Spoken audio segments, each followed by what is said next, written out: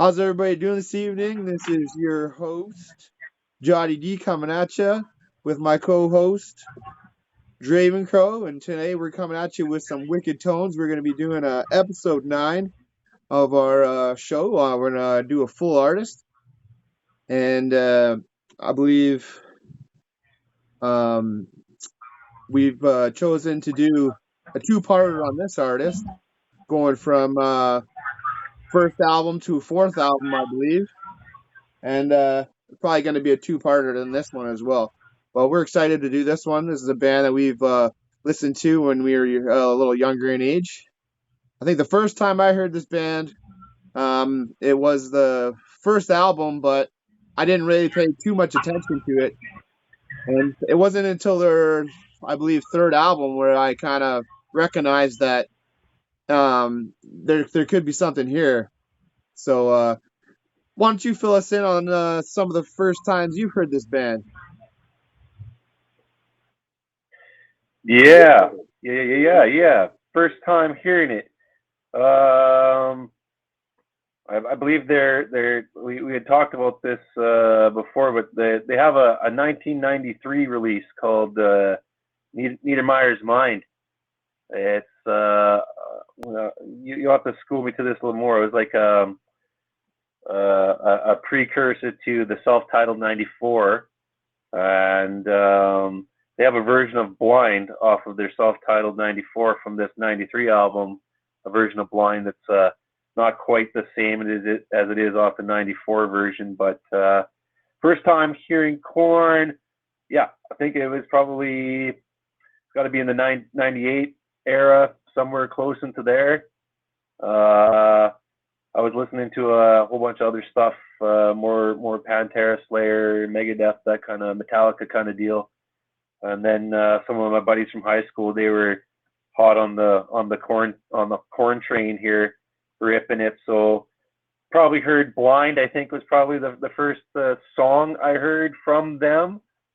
Yeah, Blind, such a good ripper.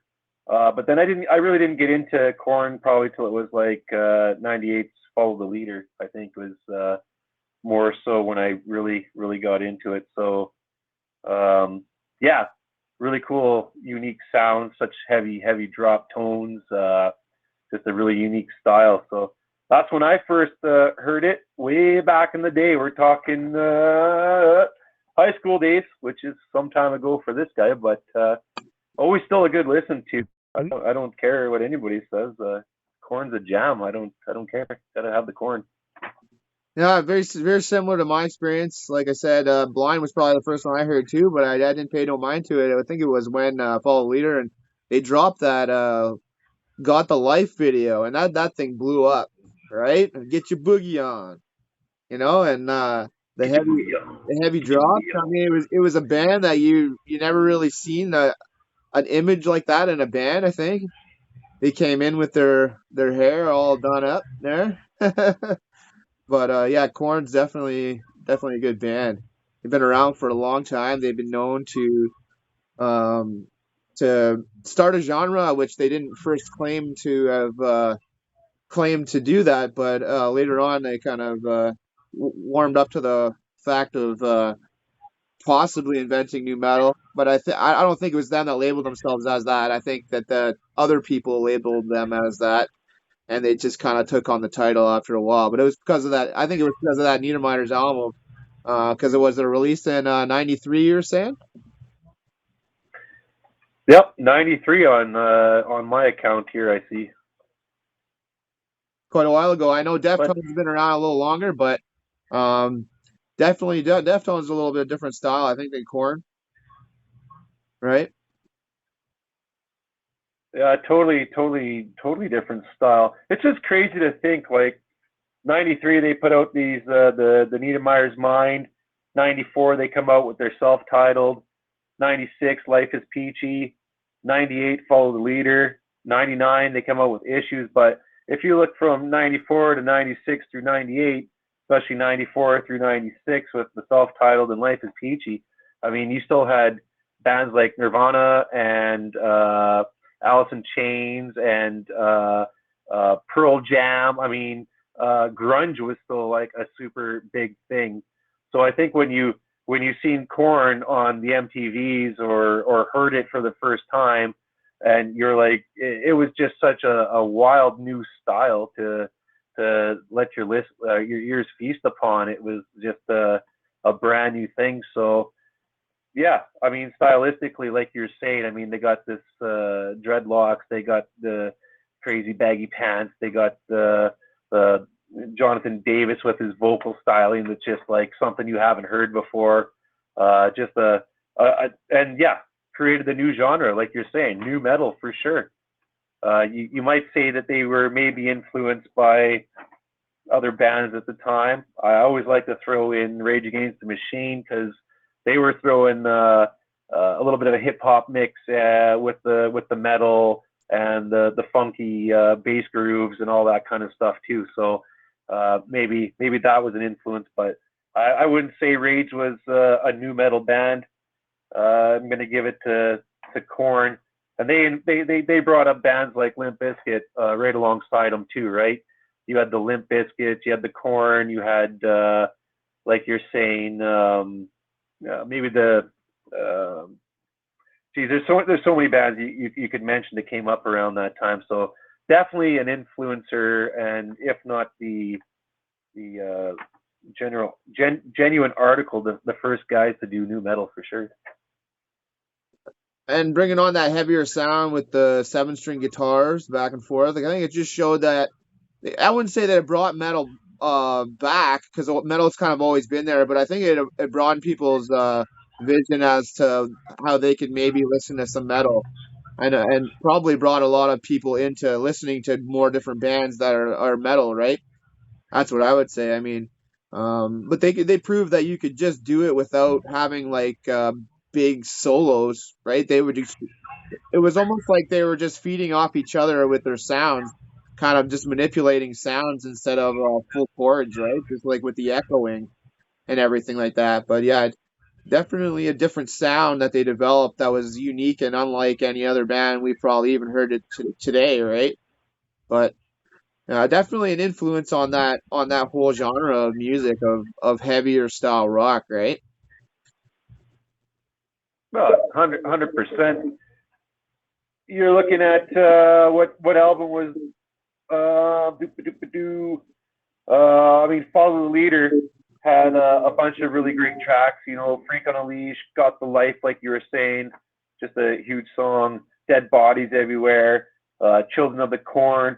It debuted, Follow the Leader, that is, debuted at #1 on the Billboard Top 200, 5 times platinum. And they also did a little thing called the Family Values Tour. I don't know if anybody's heard of that little tour that went on back in the day. But you guys, they had Ice Cube was on that tour, bringing hip hop to the metal scene forefront.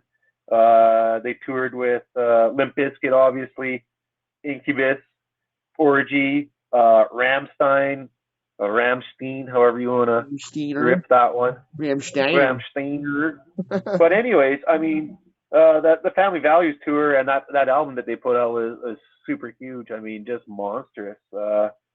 Yeah, I think that they really fused what new metal was, which was bringing hip hop and heavy. Well, I don't want to say metal, but heavy guitar, heavy sound, heavy groove. Just the whole style that it was born. Probably thanks to Korn for sure. Oh yeah, for sure.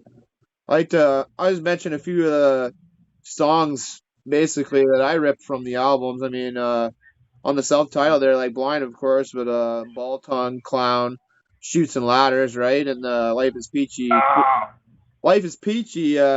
Twist, and Wicked, Adidas, Lowrider. Lowrider was funny. yes, Um, yeah, like you said, It's On, Got the Life. I like the Reclaim My Place from the Follow Leader. And yeah, like yeah, Issues was probably falling away from me, Make Me Bad. Like those, but those were the big hits on there, right? Those are the big yep, titles on Issues. But I think after yep. Falling Issues, away. After Issues for me, I listened to a couple of the big tracks here and there, but I haven't really dove into too much of the newer albums, which that's probably what we're going to do a part two about. But is there any other songs that you wanted to add to that list that maybe that I missed that you kind of um, you enjoyed as well?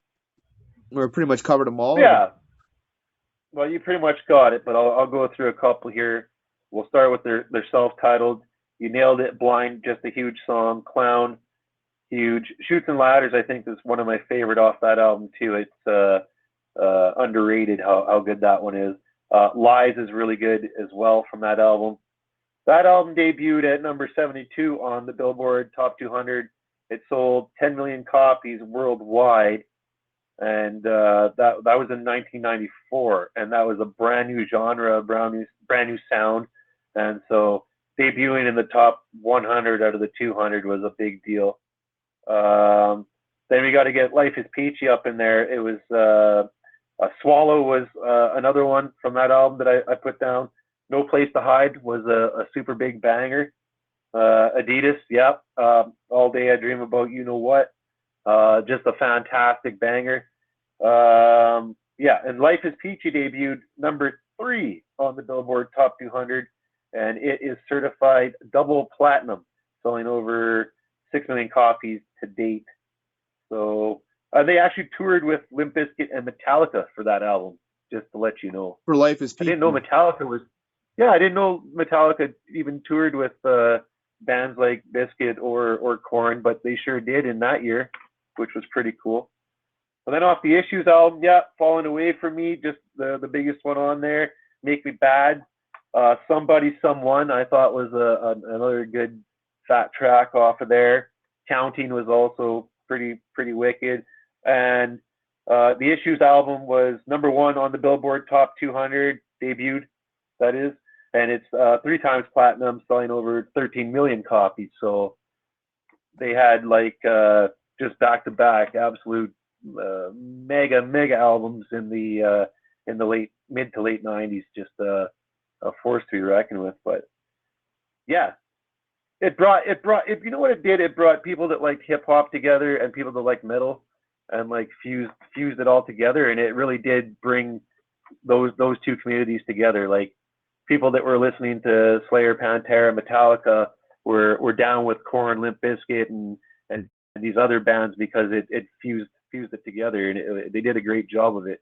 You probably won't hear another band that does it as well as like a Limp Bizkit or a Korn did it, in my opinion.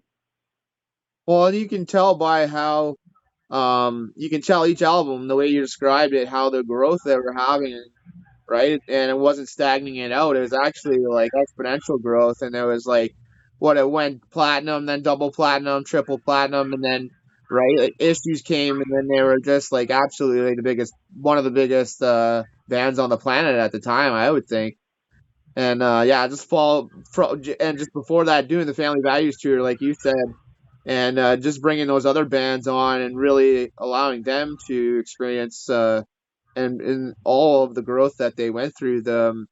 I that was the first time I heard of Limp Bizkit and Incubus was about that time, and then I really dove into the Incubus, and that ended up being my one of my favorite bands at one time, which we also have a podcast about as well, one of our first episodes. But um, yeah, I mean, Corn. What else can you say? I mean, I'm glad we did this episode. I mean, it kind of highlights an era of our lives, eh? Oh, 100%. This takes me back to a simpler time when you had the CD player in the truck, and lunchtime during high school, and you'd all gather around the truck and just put on the Korn and just let her rip, and just it was just a good time for music in general, really. You know, new metal was emerging.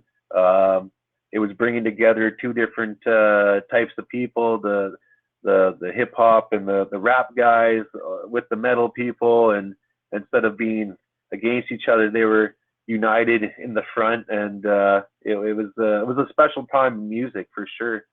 Uh, I would love to go back to those days and relive them for sure, but You can do that by just popping in the old disc or putting it on your player on your phone and just listen to those albums front to back because they're front to back listeners. There's not very much filler, always pretty much killer in my opinion.